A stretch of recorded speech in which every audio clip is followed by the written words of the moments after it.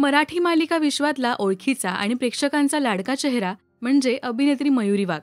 अस्मिता या मालिकेतून ती घराघरात पोचली. याच मालिकेत तिची आणि पियुष रानडेची भेट झाली आणि त्यांच्या मैत्रीचं पुढे प्रेमात रूपांतर झालं. काही महिन्यांनंतर त्यांनी लग्नही केलं. पण हे नातं फक्त 2 वर्षच टिकलं. अनेक वर्षांनंतर मयुरी पहिल्यांदाच याबद्दल व्यक्त झालीय.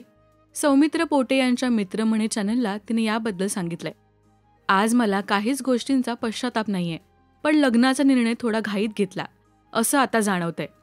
आजच्या मुली लग्नाआधी जोडीदाराबद्दल, त्याच्या कुटुंबाबद्दल आणि आर्थिक स्थैर्याबद्दल विचार करतात, पण मी तसं काही केलं नाही. तो एक प्रवाह होता आणि त्यातच मी वाहवत गेले. आईवडिलांनी माझा निर्णय मान्य केला, पण कदाचित त्यांच्या मनात शंका होती असं यावेळी मयुरीने सांगितलं. 6 महिन्यात तिला जाणवलं होतं की तिचा लग्नाचा निर्णय चुकलाय, पण तिला हे स्वीकारायला खूप वेळ लागला. पुढे ती म्हणाली, माझ्या आईबाबांना 4 महिन्यात समजलं होतं की हे सगळं चुकलंय, पण ही गोष्ट समजायला मला जवळजवळ 1.5 वर्ष गेलं. ज्या व्यक्तीवर मी विश्वास ठेवला ती व्यक्ती हे करू शकत नाही हे समजायला मला खूप वेळ लागला. या कठीण काळात ती फुलराणी नाटकाचे शूटिंग सुरू होतं.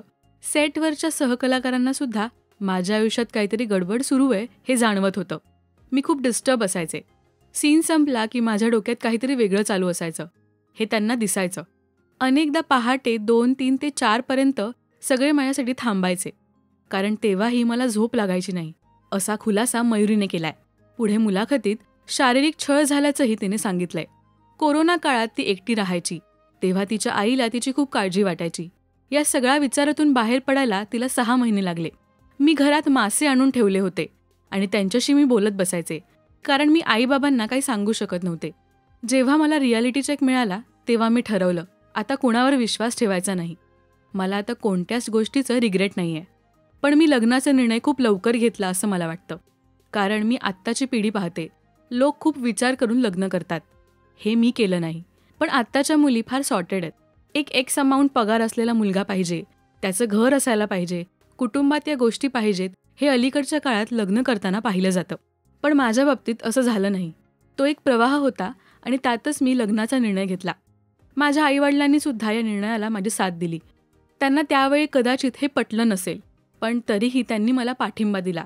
6 महिन्यातच जाणवलं होतं की आपल्या लग्नाचा निर्णय चुकलाय, पण मला ते कळायला आणि स्वीकारायला खूप वेळ लागला असं यावेळी मयुरी म्हणाली. अस्मितानंतर आशीर्वाद तुझा एकविरा आहे या मालिकेत ती झळकली, पण त्यानंतर फारशी कोणत्याही प्रोजेक्टमध्ये ती दिसली नाहीये. या मुलाखतीत डिवोर्सनंतर पहिल्यांदाच मयुरी पियुषबद्दल व्यक्त झाली आहे. तुमचं मयुरीच्या वक्तव्यावर काय मत आहे हे आम्हाला कमेंट्समधून नक्की सांगा. मराठी मालिका विश्वातील बातम्या, अपडेट्स आणि गॉसिपसाठी सबस्क्राईब करा राजश्री मराठी शोबज.